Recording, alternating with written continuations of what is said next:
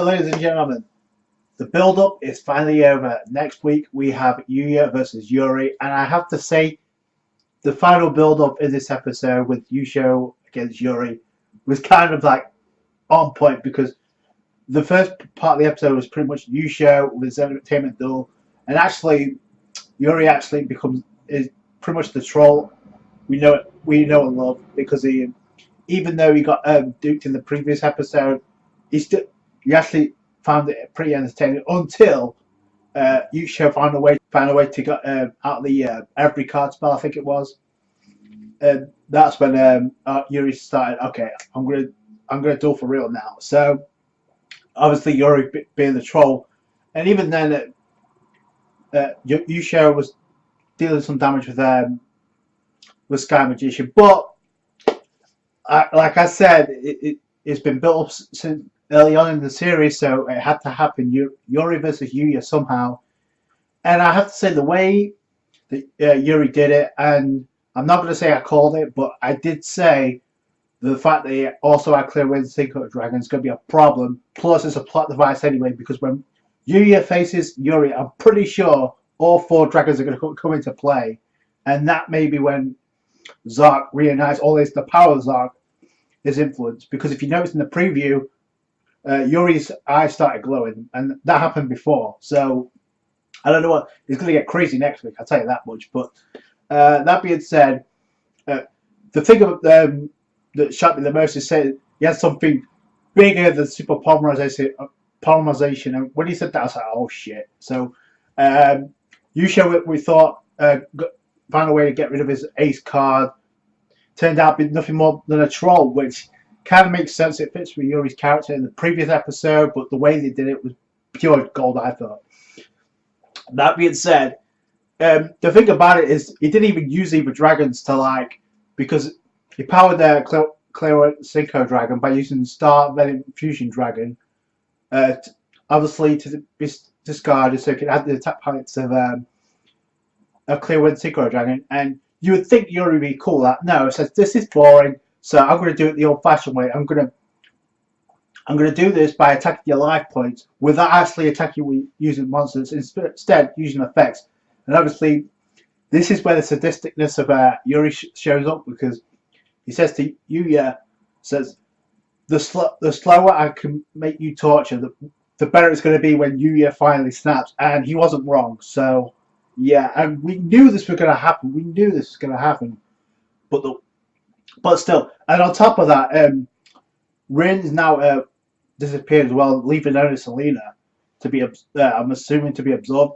That being said, I wonder if there's a way, because the way that Akaba Leo was acting in this episode, saying, "Oh, listen, you need to hold on." It's like it's not really up to him to decide that. It's really up to Yuri. And the thing about it is, Akaba Leo's kind of responsible for it in a way, because he drew all.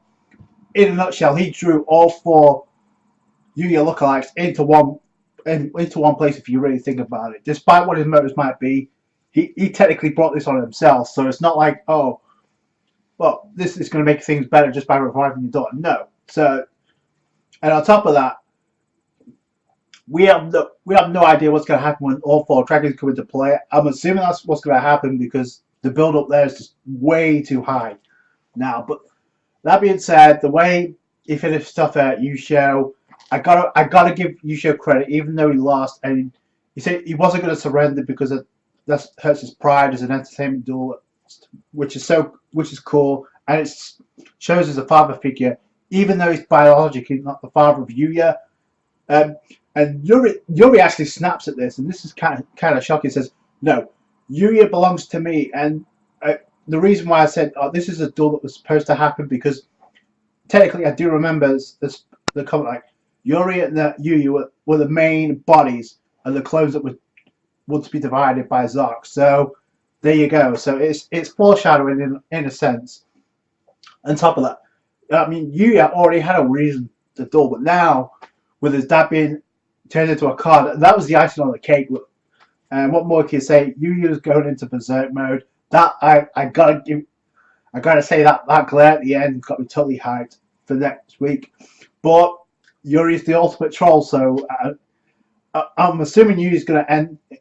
Is going to he's going to put an end to the duel in a way. He may even break Yuri in and try to make him smile. But the question is Yuri the final antagonist of the series? Because if not, who else is there going to be? Who else can actually show up that can turn the tide? I mean, we don't know where the hell Sora's at. So he may play a role in maybe actually trying to motivate Yuya to stop him from becoming berserk. I know there was a shot of a Smile World, so that may do something as well. So, but right now, Yuya's gone into berserk mode. Obviously, Yuri with the dark aura that's surrounding him. Plus, he tells Yuya that Yugo's a part of him. And if you notice the preview as well, it looks like Yuto is going to be absorbed by the darkness. So I don't know if that's Zark absorbing him, because if that's the case, that's going to be a problem. But that being said, this was a hellacious episode. It started off fun, but it turned off real bad for Yusho. But we knew this was going to happen eventually. So, but that's it from me. Thank you guys so much for watching. As in terms of setup and build up to the ultimate duel face-off, it doesn't get any better than this. So comment, rate, subscribe. Catch you guys later. Bye.